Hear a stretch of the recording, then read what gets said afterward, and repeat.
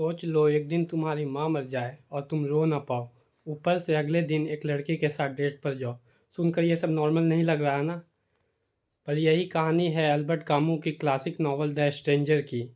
आज हम बात करेंगे एग्जिस्टेंशियलिज्म, अब्सर्डिज्म और एक ऐसे इंसान की कहानी जो दुनिया के हिसाब से नॉर्मल नहीं है। द स्ट्रेंजर यानी अल स्ट्रेंजर एक फ्रेंच नॉवल है जो 1942 में पब्लिश हुई थी।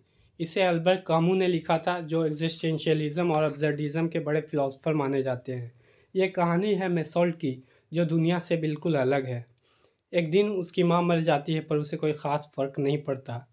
फिर सोसाइटी में एक मर्डर होता है और सोसाइटी उसे एक मॉन्स्टर के रूप में देखना शुरू कर देती है, सिर्फ इसलिए क्योंकि वो अपने एक्सपेक्टेड इमोशंस नहीं दिखाता।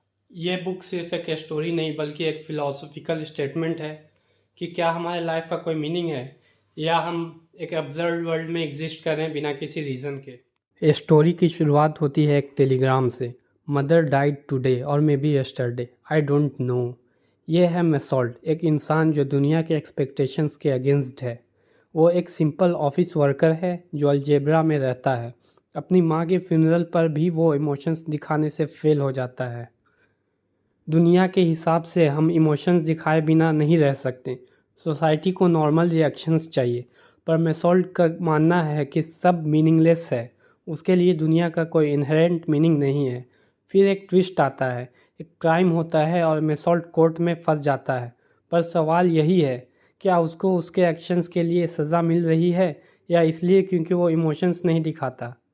अब अगर आपको फ़िलॉसफ़ी पसंद है तो ये बुक और भी इंटरेस्टिंग लग सकती है। द स्ट्रेंजर एक एग्जिस्टेंशियलिस्ट नावल है, पर कामू इसको अब्सर्डिस्ट बोलते हैं। मतलब सिंपल भाषा में दुनिया का कोई अल्टीमेट मीनिंग नहीं है, और इंसान जितना भी मीनिंग ढूंढने की कोशिश करे उसे सिर्फ अब्सर्डिटी मिलेगी। मेसोल्ट एक ऐसे वर्ल्ड में जी रहा है जो उससे एक्सपेक्ट करता है कि वो कंफर्म करे, पर वो नहीं करता। एक और मेजर थीम है डेथ एक्सेप्टेंस। मेसोल्ट ग्रेजुअली समझता है कि डेथ इनविटेबल है और इसलिए लाइफ का कोई ग्रैंड पर्पस की ज़रूरत नहीं। वो अपनी आखिरी मोमेंट में भी एब्सर्डिटी को एक्सेप्ट कर लेता है, बिना किसी रिग्रेट के, बिना किसी होप के।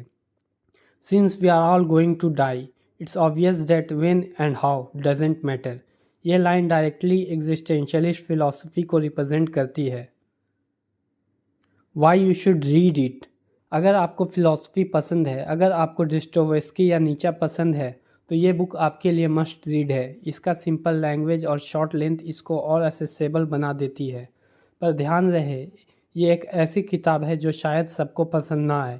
ये इमोशंस और मोरालिटी के यूजुअल कॉन्सेप्ट्स को चैलेंज करती है, और अगर आप डीपली सोचने वाले हो तो ये बुक आपको दिनों तक डिस्टर्ब कर सकती है। अगर आप एक लाइट नॉवल ढूंढ रहे हो जो सिर्फ इंटरटेनमेंट दे, तो शायद ये बुक आपके लिए नहीं है। बट अगर आपको एग्जिस्टेंशियल क्राइसिस और फिलॉसफी पसंद है, तो द स्ट्रेंजर आपके बुक शेल्फ का एक इसेंशियल पार्ट होना चाहिए। तो दोस्तों, आपको ये रिव्यू कैसा लगा? क्या आप द स्ट्रेंजर पढ़ चुके हो या पढ़ना चाहोगे? कमेंट में बताना। और अगर आपको ये वीडियो पसंद आया हो तो लाइक, शेयर और सब्सक्राइब ज़रूर करना। और अगर आप किसी और बुक की रिव्यू चाहते हो तो मुझे बताना। मिलते हैं नेक्स्ट वीडियो में। तब तक एब्सर्ड दुनिया के मज़े लो।